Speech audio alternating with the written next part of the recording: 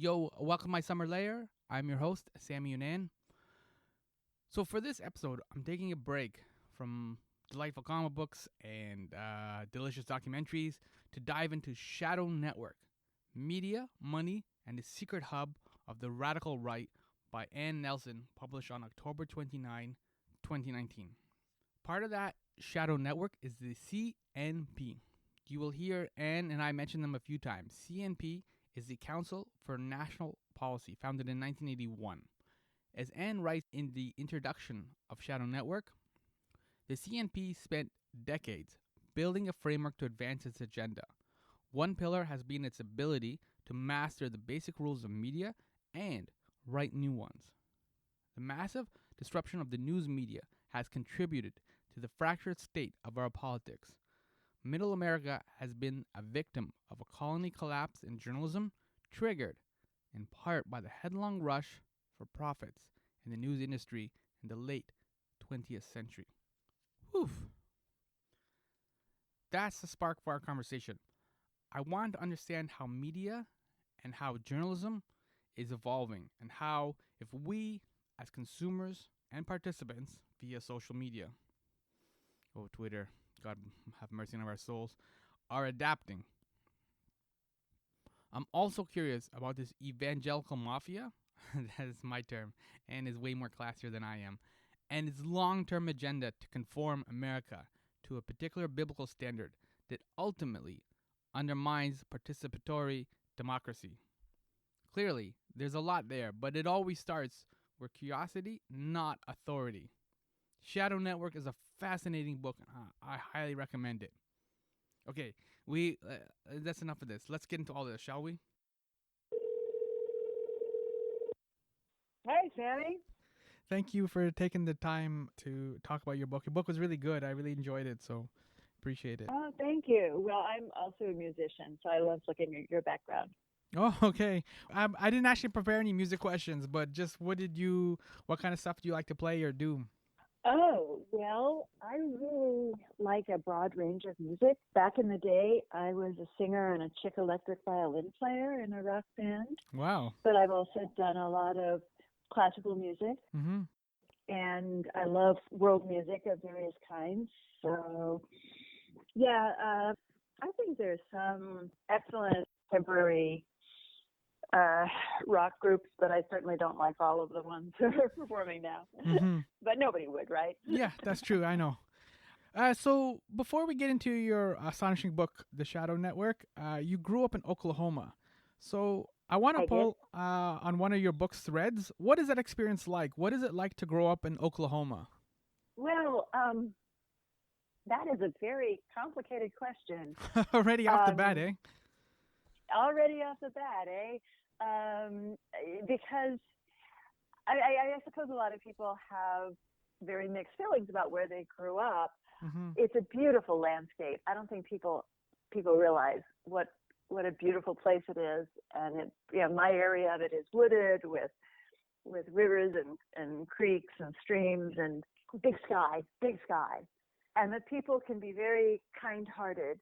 But it's also a very new state. It's one of the newest states in the Union, and in some ways kind of rough around the edges. And from the beginning, there was something in operation that I call the 3 original sins of the United States, because it had a lot of influence from the slave-holding states. It was one of the instruments for depriving First Nations of their land. Mm-hmm. And then the oil industry ruled the realm almost from the beginning. Oil was discovered very early on, and the extractive industries really took over the political life and the economy. So, the politics can be as changeable as the weather. It's had very progressive politics and, very progressive statesmen like our Senator Fred Harris. And right now it has the biggest climate deniers in the U.S. Senate. Yeah. So there you go. I watch NBA games, and Oklahoma City Thunder are the only team that have a prayer right before the national anthem and the player introductions. And I don't know why, but out of the 30 teams, that makes sense that Oklahoma would be the one to do that. And not even like Salt Lake City with all the Mormons and stuff. It's just like it makes sense that Oklahoma City Thunder would be the one to kind of have this invocation to start a game. Absolutely. And in my high school, there really was a lot of influence of fundamentalist Christianity in the public space. So we had the fellowship for Christian athletes in all of the schools I knew of. And so prayers were very much a function. And it was only later after I left that I said, wait a minute, separation of church and state. And the other thing to know about it is that at that time, it was very much a dominant white majority, something like 90%, with 10% African American and some very disadvantaged Native Americans. And since I left, over 40 years ago, it's become more diverse, and you've got populations moving in from Latin America and from South Asia and other places, but that's also created something of a cultural backlash, and I think that's part of what we're dealing with in this story. Yeah, we're going to get deeper into the story, but I want to pick up what you said in the afterword on page 269. You said, as Susan spake, the heroine of my last book said, something must be done. I unexpectedly undertook this project, which is this book, as something I could do to address our national crisis. So, can you elaborate on the first part of that sentiment, like you unexpectedly undertook this project? Clearly, you saw something and felt it was enough, like, to put the time, the research, and all that work to do it. So, what was the impetus for this project?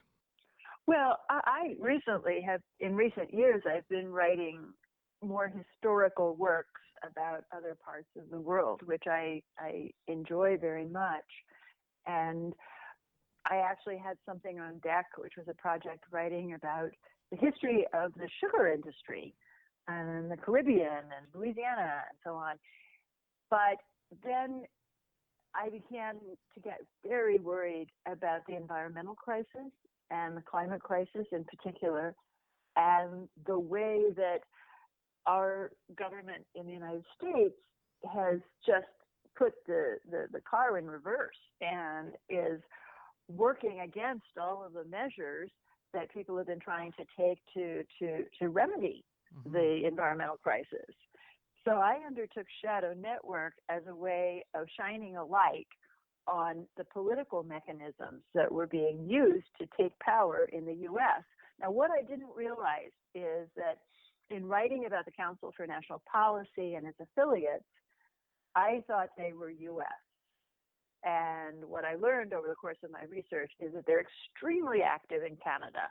Yeah. And there are a lot of extractive industries in Alberta, for example, and the prairie provinces that are working hand in glove with the Koch machine of the former Koch brothers, and that the anti-abortion forces are canvassing and really trying to manipulate Canada's democracy. They're also responsible for a lot of the digital tools that were used in the Brexit campaign in the UK, as well as in Latin America and in Western Europe. So this is an international phenomenon. Yeah, we have less of the factors and the pressures because America's got those kind of subcultures. When I was asking you about what it's like to grow up in Oklahoma, you mentioned some of them.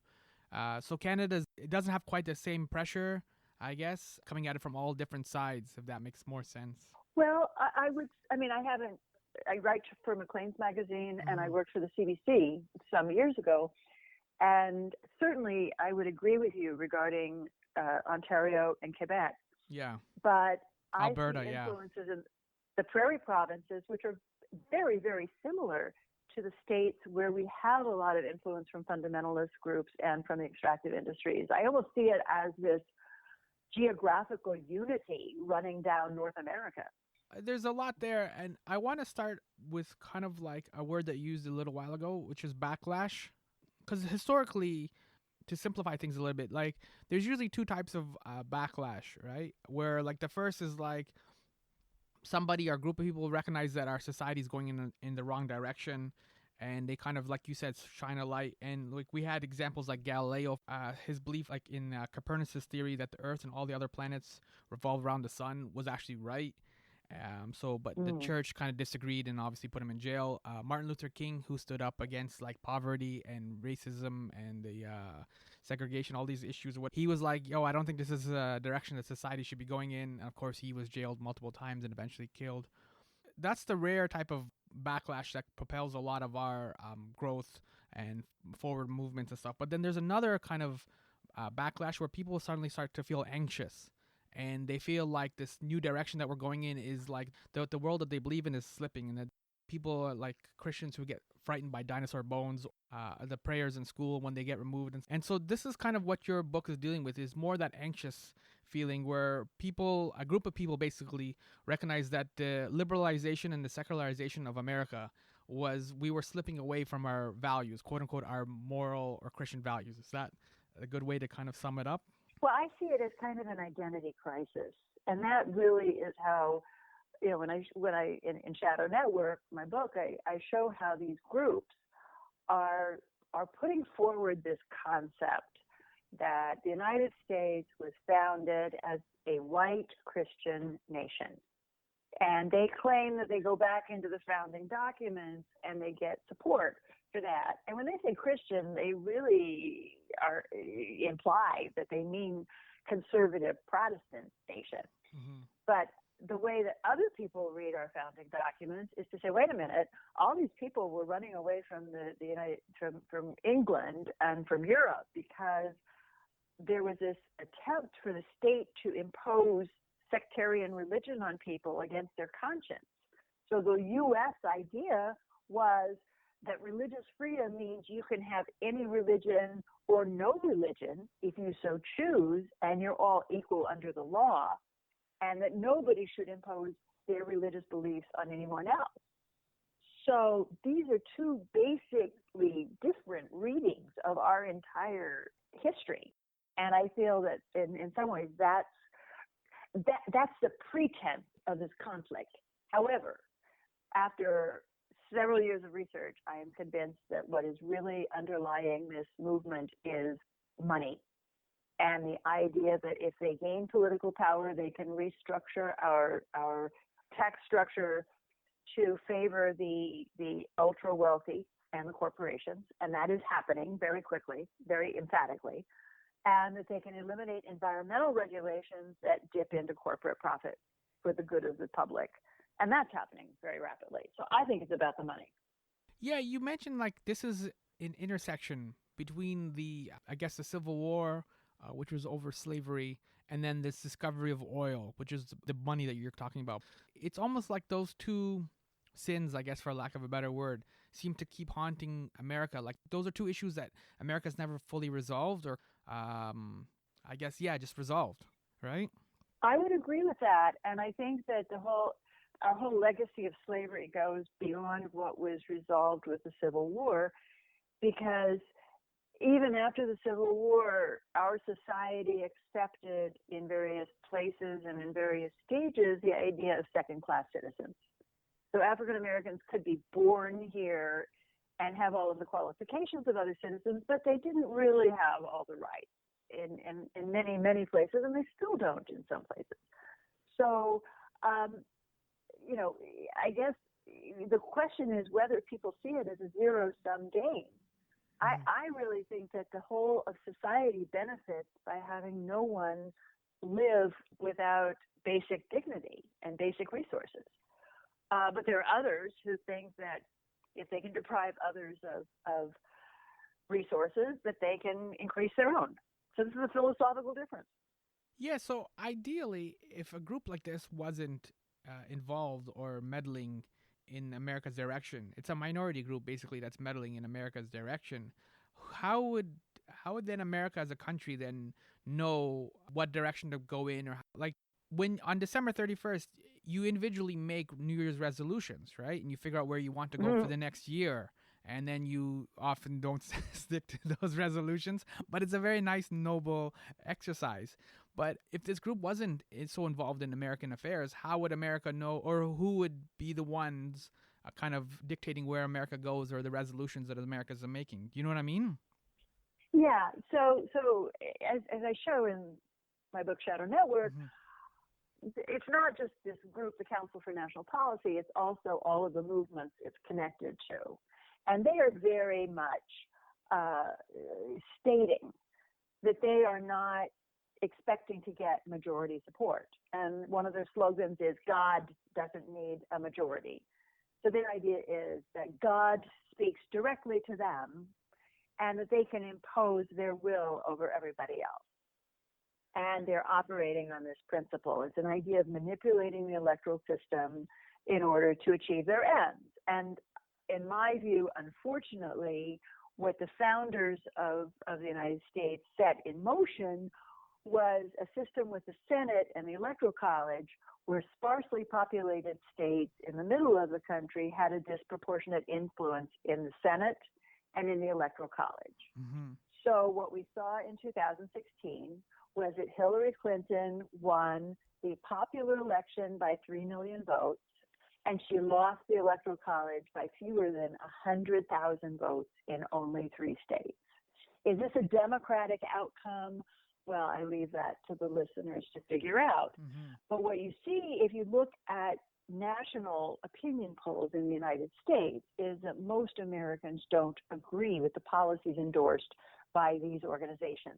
Most Americans think that you really ought to have background checks for firearms, and every time there is a disastrous school shooting, mm-hmm. people wake up more and more to the need for stronger gun control laws. Most Americans believe that there is no danger presented to society by marriage equality. If 2 gay people love each other, fine. It's no skin off anyone else's back. So this group is really trying to play this electoral game with the Senate and the Electoral College to overturn the public opinion and the will of the majority. And what they found is an additional mechanism which is taking over the federal courts. They've been expediting appointments to the federal courts at record speed under Trump. And if they do that, then they can start to change the basic laws of the country to favor them and their hold on power. Yeah, so based on what you're saying then, like, is it possible then to look at the mistakes that the Hillary campaign made? And you document a number of them in the book. Oh, yeah. They took certain demographics, certain people for granted. They didn't visit certain states like Wisconsin. You even had this crazy moment in when you were describing one of the apps for Hillary Clinton versus like Donald Trump and Ted Cruz. Like the Republican apps basically were meant to be able to share messages quickly and get recommendations from your brother and all these things. And the Hillary campaign had an app basically where you could walk into this room and like pet a dog. It's painful, right? Yeah, and you're like, what's wrong with you? But so can we look at then the Hillary campaign and the mistakes that they made as a microcosm of how one side of the equation is kind of sleeping or not fully aware of the danger that they're in versus this other group that's kind of like really understands the system and is working hard and aggressively to make things happen for their minority group? Yeah, and that's why in my book I drilled down and really traced the historical process of this organization and how they had a long-term strategy. And I think that the book is pretty critical of the Democratic Party for not having a long-term strategy and kind of waking up every morning and starting over, and really also abandoning some of the pillars of their representation. Labor unions tend to represent the interests of working people in a democratic process. And the U.S. labor unions were basically abandoned and left to the devices of hostile legislation. And that's, especially in Wisconsin and Michigan, which were 2 critical swing states in 2016. So if you let your organizational capacity erode, it's all too easy for the adversaries to come in and build theirs up through money and persuasion. And that's what happened in 2016.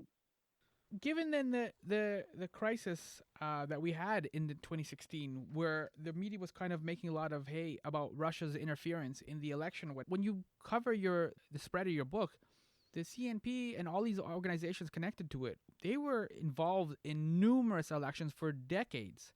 So why wasn't that a bigger story than, say, the Russia interference, which was just involved in 1 or 2 elections?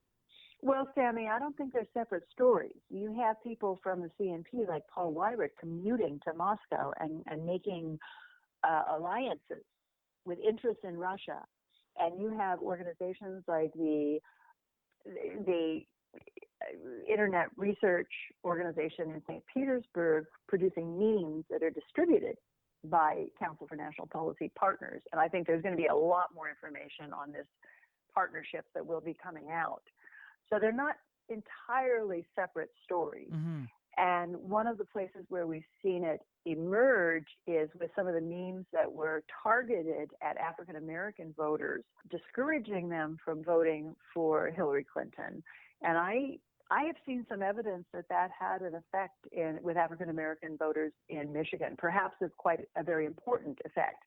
But in terms of why people didn't look at the Council for National Policy and its partners, my theory is, well, I grew up in Oklahoma. I have relatives in Nebraska, but I went to college in Connecticut, and I've lived in New York City for some 40 years. And so I have a foot in both worlds. And what I find is that people on the coast, and I'm talking about New York, Washington, Los Angeles, et cetera, don't waste any time thinking about the middle of the country. It's almost like they don't want to admit that it exists. They call it the flyover, as if that's all you're going to do with it. You're going to fly over it. Mm-hmm. And so if these organizations are cultivating and manipulating populations in the middle of the country through their media and their digital campaign tools, that happens off the radar of the national press. And I would argue, actually, that you have something of the same thing going on in Canada, where you have the elite media of the big cities Absolutely. in the eastern part of the country who are not paying a hell of a lot of attention to what the issues are in the prairie provinces, and therefore you have situations developing and they erupt and people are surprised. Yeah, well, and one of the themes in your book was the fact that a lot of the major media had either abandoned the middle or just were not funding the outlets like NPR that they had in the middle, in the flyover states. And so they were being unrepresented. So you were just getting a lot of so if you tuned into NPR, you're just getting a lot of New York City stories, LA stories, and Washington stories. Whereas when you lived in Oklahoma City, then you don't get anything that has relevance to your life. Well, I talk a lot about the role of an organization like the Associated Press. And back when I started in journalism, and in that time I was also working for the CBC and Maclean's, even though I'm from the U.S. The Associated Press played this really strong role in gathering information from their partner newspapers all over, from all over, and then redistributing it nationally. So there was kind of a feedback loop for news. And when you have local newspapers that die off, then the Associated Press is weakened and has more financial difficulties, which is the case, and that whole feedback loop is weakened or eliminated. So we as a nation are not talking to each other very well. There are a lot of misconceptions, and some of the issues that are going on in this country, for example, the conversation about abortion, is based on total misconceptions and in some cases untruths. So somehow we've got to reconnect as a country that relies on active information systems. Yeah, so just so I understand what it is you're suggesting. So within our media, journalism, news ecosystem, we have three tenets. We have the traditional media that we all grew up with, which is NPR, New York Times. For a while, in the 80s and the 90s, we had the 6 p.m. news on ABC, NBC, ABC. And then eventually in the 90s or so, Fox came along and just started representing the conservative view. But at the same time, there was CNP and Salem and all these radio stations basically were creating a third tenet, which was then presenting news and facts through a Christian fundamentalist conservative lens. Is that kind of like the three? Well, I would tweak that a tiny bit, and I would say that Fox and the fundamentalist broadcasters are very much on the same page. Mm-hmm. And that means that they really don't have, it's not rigorously reported fact-checked, evidence-based reporting from multiple perspectives. And I taught for a number of years at the Columbia School of Journalism, and that's what you did. You really, try to make it as accurate as possible and to represent different perspectives. And if you want to hear a Republican speaking about his policy ideas, you can go to National Public Radio and hear that, and you can hear it respectfully, received. But you will not hear the same thing accorded to a Democrat on Fox or the fundamentalist broadcasters. So I would say the third pillar of this media ecosystem, as you described it so well, would be the social media, and where people are within their social media bubbles, and they're quite influenced by the kind of information that is shared, but they don't really hear a lot of reporting or alternate points of view. Part of the reason, like you mentioned a little while ago, that the Democrats kind of get up every morning and just figure things out and just kind of do it. And you were just kind of right now just basically saying there's a consistent messaging. And part of that, this movement, it has a shared vocabulary. And I'm finding more and more when I read books based on like the alt-right or Republicans or other things like that, there is a shared vocabulary. And there's like a glossary of terms that I have to learn and what they actually mean. And that's part of one of the reasons why this movement is so effective, because the talking points are all established, but it's also the terms are clearly defined for everybody. So everyone knows what everyone's talking about when they say like family and fairness and justice and these kinds of words. Whereas on the left, these words, they all mean different things to people, and people just kind of assume that everyone knows what this means, if that makes more sense. I think that's a terrific point, Sammy. And I think the difference is that these media that are supporting the radical right are based on principles of advertising and marketing. So you have an idea or a slogan or a brand, and you push it and push it and push it, and you make your inroads with the public through repetition. Mm-hmm. And I think that professional journalism, when it's practiced at its best, and I would say NPR and the CBC and various other outlets, practice professional journalism, is a journalism of inquiry, where you try to go into a story with an open mind and report the facts and come up with a conclusion. And that's very different from an advertising message that's pushed at the public. So you have a fundamental difference, and you also don't have any outlets on the part of the Democrats or liberal parties internationally that are about creating platforms for advertising directional media. Mm-hmm. So it's not a level playing field.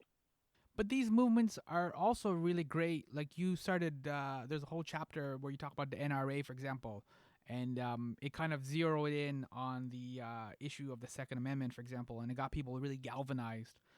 These movements on the right, with CNP and other associations, they're really good at firing up the people and getting them excited. And there's an urgency that isn't there sometimes with the left. And like when we talk about the environment, for example, we're like, yeah, we should do something, or we should recycle more. But there isn't this urgency or this like compelling, like I gotta get out of bed because the earth is on fire. Do you know what I mean? Absolutely. They're able to harness and unleash this like energy and get people excited so that they go out and they do something, which is traditionally to vote. But they're at least getting out there and doing something. Absolutely. And this is very intentional. I think that the advertising methods used by the radical right and the conservatives are exactly action oriented. You start, advertising is like, okay, we're going to make you want to buy something. Mm-hmm. And what these people have done is package messages that say, we want you to take action. This is how we're going to incite you to do this. And we will prey on your emotions. We will make you fearful. We will make you, anxious, etc. And one of the many problems with this approach is that a lot of this is built on simple untruth. For example, the NRA, whose leader is a member of the Council for National Policy, and I write about a lot in Shadow Network, says, oh, the Democrats want to take away all your guns. Well, no, actually, most Democrats do not advocate taking away all guns. There are many countries where hunters and people who have legitimate reasons for having firearms that they use in a way that does not threaten society, you know, people deal with that. There are ways to deal with that and take more weapons out of the hands of people who will do harm to society. And they don't acknowledge that. They don't tell the truth. They make people think that there is a threat that doesn't actually exist. And that pushes them to act on it out of emotions of fear and anxiety. So part of the problem is that the Democrats and the other liberal parties have not been very good at establishing what their actual policies are for these populations who are the swing voters. Is there a point of no return for some of these people that, like, when you leave a cult, you have to experience a period of being deprogrammed and you have to get back into regular society, for lack of a better term. So is there a point then where these people, their minds have been so poisoned that they can no longer then be part of our society anymore?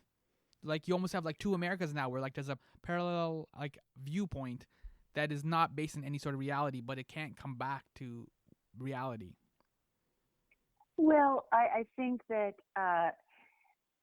that we have a hard core of radical right voters in the United States, and they've made it pretty clear that they're going to vote for Trump no matter what, and they're going to vote Republican no matter what. Now, the interesting thing is that they're well under 30% of our electorate, and there are actually fewer of them than there are hardcore voters for Democrats. But because of the Electoral College and other irregularities in our political system, they have undue influence so long as swing states are worked with a clever strategy. Mm-hmm. So what I think is going to be very interesting in the United States in the coming months is whether the Democrats focus on what actually has to be done for them to win an election, which they did not do in 2016. Yeah. One of the most insidious aspects of this was that from the very beginning of your book was they decided this was going to be a long-term strategy. Like, this is decades of work of building and figuring out messaging, figuring out how to use apps as they came along, social media. This was not like a short-term, like they were just upset that somebody got elected and now he's going to make like anti-environment laws or something. This is a long-term strategy. Like, they're committed, fully committed to making this happen, to seeing their vision executed. That's incredibly insidious. Well, yeah, but I would say that, you could argue that after the New Deal, you had people in the Democratic Party who said, we want this national coalition that's going to include civil rights groups, women's rights groups, trade unions, et cetera. We're going to make this into a functional coalition. Mm-hmm. So you have this moment that I described in the book where Paul Weyrich, who is a strategist for the radical right, says, oh, they figured something out. I'm going to replicate it, right? So I try to be very careful in Shadow Network to say that most of what they're doing is not illegal. Mm-hmm. And a lot of what they did, you would just call smart, right? So I don't want to be excusing laziness among their opponents. No, that's fair and that's valid. Like, we touched upon that with the Hillary campaign as a microcosm of the mistakes the liberals and Democrats have made, which is they take things for granted. They always assume that progress was linear. Yes. And that, like, a few years from now, of course, people would love, like, women. And, of course, a few years from now, people would like black people. Like, it's just going to be obvious.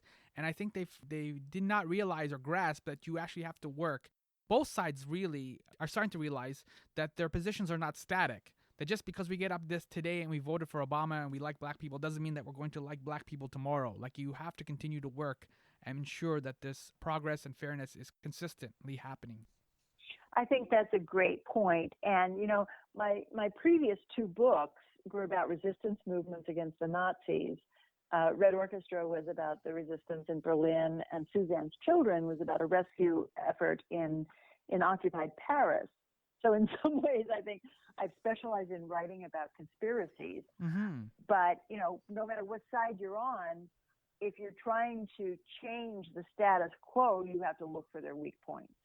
And I think in Shadow Network, I show how effective this group has been in looking at the weak spot among progressives, because they take, as you said, they take it for granted that everybody is on board with them, Mm-hmm. and that's just not the case. And when you have countries, as you do in North America, where there's a big division between the urban population centers and the rural areas, you really need to communicate between those sectors to really advance progress in a coherent way. I guess the analogy of what you're saying is like once you get married, you're like, phew, that's it. She knows that I love her. I don't have to do anything with my wife. I don't have to get her gifts or anything like that for her birthday. I don't have to like take her out for a date or anything like that. Like, you know what I mean? Like, I'm done now. And then you just kind of like just take her for granted, right? It's basically what you're saying. And it's like, look, we got married. I show you I love you, and that's it. You don't do any effort for the rest of the marriage. It of course will wither and die. Like, you have to put the time and the effort in to make it happen, or else there's going to be no love. That's right. Now the work begins. Mm-hmm. And, I think what happens is that in a lot of Western society, and I'm talking about North America and Europe, you've had a lot of urbanization going on, and you have a lot of movement of capital from rural areas and commodities and extractive industries into the urban centers. And you've got a lot of people left behind. Now, I have relatives who are farmers in the Midwest, and they have a very, it's not that they're suffering terribly, but it's not a very predictable economic life. And for example, in Wisconsin, you have dairy farmers who are just getting hammered by changes in the dairy market. These are families who are losing their way of life. They're losing their living, and they need to be represented. You can't just say, oh, in terms of history, they're roadkill. No, they're citizens too. And even if they're a minority, you have to have a political system that listens to everybody and takes their interests into account. And Wisconsin was one of the states that Hillary lost, partly because she did not visit them. Again, just taking it for granted that, like, oh, yeah, they'll come around. Well, I actually was speaking at the Wisconsin Book Festival, and it was clear that the Democratic National Committee didn't even get campaign literature to Wisconsin. Oh, my. Because they took it for granted. And when the trade unions in Wisconsin, and this was the public employees unions, were under attack, Barack Obama didn't show up. So the entire sector and the entire constituency of the Democratic Party lost power, lost resources, lost steam, and then they were shocked when they lost the state. That's crazy. So there's a movement now where people are trying to deplatform certain people, trying to evict them from their platforms, either from Twitter or on the radio or on YouTube or whatever it may be. Is that a solution then for some of the Salem radio stations and things like that? Is that something you would consider as viable? Because I'm weary, because it's like a lot of these things are fueled already by backlash where they were not happy. So if you deplatform them, then that would create more backlash. Well, you could accuse me of being an idealist. I think that people have a lot of decent instincts if you can just reach them and inform them. Mm-hmm. And one thing that I think is that if people could get the facts and also have the human interaction, which can happen through the hard work of democracy, people going door to door, people having conversations, people having local meetings, I think that things could get back on track. We have common problems. The environmental crisis is not a local issue. You don't have air that stays in one place. Mm-hmm. Yeah. You don't have toxic waste dumps that affect only one community. We have a local problem. It's also a national and a global problem. It affects everybody. And somehow we have to get people moving in the same direction for a sense of common good. Now, it means rebuilding a lot of institutions that we've allowed to erode, including the fact-based professional journalism, including community interactions, including an honest state government structure that has been eroding in the United States. And that's really, really a lot of work. And I just hope that, again, in the words of my heroine of the French Resistance, il faut faire quelque chose. You got to do something. Mm-hmm. You got to drop your self-interest in whatever you're buying on Amazon or eBay and say, all right, how do we save the planet? So, despite everything that you've written in the book and all the research and stuff you've done, you still remain an optimist that we can somehow get ourselves out of this mess. I didn't say optimist. I said idealist. Idealist. All right. And Sorry. I apologize. No, that's fine. No. They're related but not synonymous. Mm-hmm. And all I know is that if you look at what I personally can do, writing this book and trying to explain my case to people is what I can do, and I'm doing it. Yeah. I've got kids. A lot of people have kids. And we have to think really hard about what kind of planet we're leaving to them after we're gone. And there is a matter of great urgency. The Paris Agreement was not a solution. It was a first step. It needs to be built upon. And you have people who seem to have a disregard for the future of the Earth who are undermining every attempt to mitigate the disaster. So, unfortunately, the political mechanisms are all we have. Governments are what we have. International agreements are what we have. So even though there are these interests that don't seem to care about the future, I think everybody who does have an investment in it needs to really put their shoulders to the wheel and see what they can do.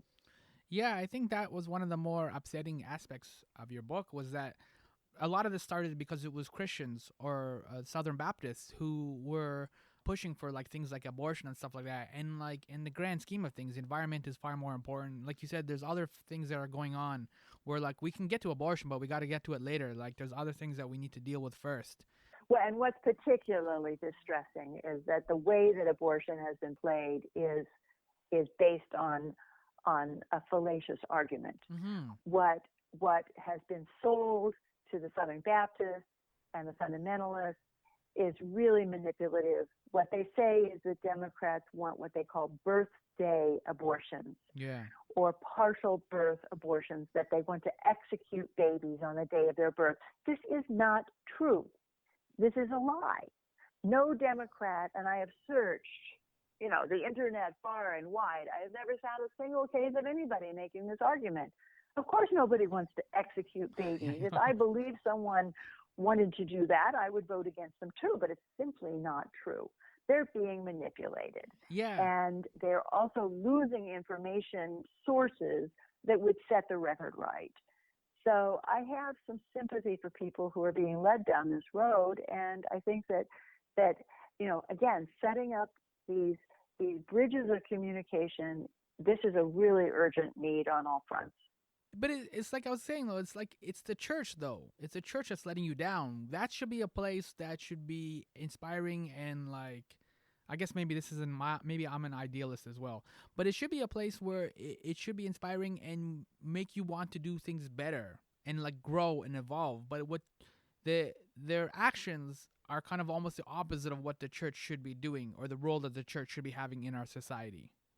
Well, I would reply to that by saying that the church doesn't exist because, you have religious organizations that are, take a multitude of forms. And even within Christianity, even within Protestantism, there's such diversity and contradiction in what is a church. Yesterday, I was at a program that was sponsored by Union Theological Seminary in New York and had the involvement of the Poor People's Campaign and Red Letter Christians. And they are arguing the case that we are our brother's keeper and we do support the preservation of God's green earth. So they're the church too, and they're pushing back against this movement with everything they've got. I just don't think that they have as many media platforms at their disposal. So, this is a real moment of truth in the history of Western civilization. All right, we will leave it there. Thank you so much, Anne, for your time. The book is called Shadow Network: Media, Money, and the Secret Hub of the Radical Right. It's out now. And where can people find you online to talk about the book? Well, they can find the book on Amazon and at their local independent booksellers. And they can find me on Twitter at anelsona, at ANELSONA. And I've been posting quite a lot about updates and what's going on in this movement and efforts to contest it. And that's, they can find my past publications on academia.edu. Are you surprised that people are like slowly becoming aware of this movement and the people that are like, was this common knowledge you found, or was that people just kind of surprised and like, I didn't know this was happening? The crazy thing is I have a lot of friends who are at major news organizations, whether you're talking about ABC, the CBC, New York Times, Washington Post. They had not heard of this movement. They did not know what it did. But I guess that's a little bit of the thrill of investigative reporting. You dig up stuff nobody ever heard of, and then they go, oh, my God. Yeah. Well, thank you so much for the book. It is really super duper and super fantastic. There's a lot of connections in there that I hadn't made and I hadn't fully realized. And I didn't realize, for example, that it went all the way back. And this might be naive on my part, but that it went all the way back to slavery yet again. And that once the oil money and everything started getting involved, then it started to become like this bigger picture. And I started to understand, like, as I said in the beginning, like, we really haven't resolved these past sins and kind of addressed these things. And I think that's one of the issues when you talk about, like, there's all this work to be done. Those are one of those things where we have to eventually sit down and figure out how we're going to do a Truth and Reconciliation Committee or something. Yeah. I almost feel like it boils down to one question. Are you your brother's keeper? Yes or no? And if you just think that the world was created for your own profit, you're in one category. If you think that we're all in this together, you're in the other. And I just have to have faith that there are more people in the second category. All right. That's it. I think we covered a lot, didn't we? We did indeed, Sammy. Mm-hmm. Thank you, Anne. I will let you know when it's up. So have a good night. Okay, take care. Yo, welcome to Notes and Noteworthy. That was my conversation with Ann Nelson. There's a lot of stuff there. She's really fascinating, really well thought out person. I was thinking about, as she was talking, I was thinking about friends of mine. They have a 8-year-old child, and he recently commented that if one person gets a lot of votes, more than the other person, they are the winner. They're the president. And it sounds so simple when an 8-year-old says it. Elections, especially American elections, would be so much easier if the person with the most votes won. However, it's rarely that simple. What works for an 8-year-old doesn't work for us adults. This harrowing book, Shadow Network: Media, Money, and the Secret Hub of the Radical Right, details and documents the insidiously sinister agenda from a powerful right determined to reshape the laws of the country and, of course, along the way, make a pile of money. Imagine the Amish declaring war on America for using technology and electricity. That they'd see us using cars and calculators and later computers and would do everything they can to preserve an agricultural, less technological dependent lifestyle. Their holy war would have severely hampered the growth of our technology. It would have changed our lifestyle. Thankfully, the Amish are kind people. It's the Southern Baptists we should be worrying about. In my conversation with Ann Nelson, she gratefully demonstrates how this isn't an American phenomenon. This is what's worse, too. This isn't just limited to America. This is happening in Canada and many other countries. It is worldwide. We are in trouble. Not Since Democracy in Chains: The Deep History of the Radical Right's Stealth Plan for America by Nancy McLean has there been a powerful book that encapsulates the interests and pressures manipulating and executing an agenda that the majority of us do not want. we take so much for granted. Or worse, we assume progress is linear, that our society would naturally progress to equality. Complacency is a choice, but so is hope. And my hope is that we are actively seeking to be informed before speaking, especially before tweeting, and that we desire to be effective in our response. We can't fix everything, but we can fix some things. We can ease the pain of those who suffer, and we can certainly take better care and consideration of the environment. I'll close with a friend who wrote this on Facebook. I actually think she wrote it just last week. Anyone else enraged about the current political system in the US? Any ideas how to make a difference?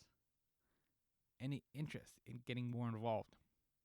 I've marched, I've protested, I've posted, I've written and called my reps, I vote, but I feel like it's not enough. I'd love some more direction or people to collaborate with. How would you answer her amazing questions? Any ideas how to really make a difference? Any interest in getting more involved? Let me know how you would answer her questions. I am on Twitter, Facebook, and IG, all at My Pal Sammy. Or check out Ann Nelson's book, Shadow Network, and let me know what you thought of that. Give me a book report. This is just the start. Thank you for listening to me in a Netflix world. Democracy, yo.